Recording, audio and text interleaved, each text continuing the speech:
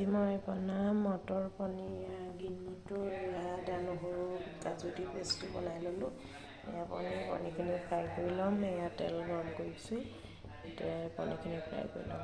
পনীৰখিনি fry কৰি ল'লোঁ। Fry কৰি লৈ এতিয়া এয়া পেষ্টখিনি মই ইয়াত ইয়াতে আছে কাজু পিঁয়াজ নহৰু আদা আন্দাজ মতে দিছোঁ, হালধি সোৱাদ অনুযায়ী নিমখ অকণমান জিৰা গুড়ি, গ্ৰীণ মটৰকেইটাও দি দিব সমানে।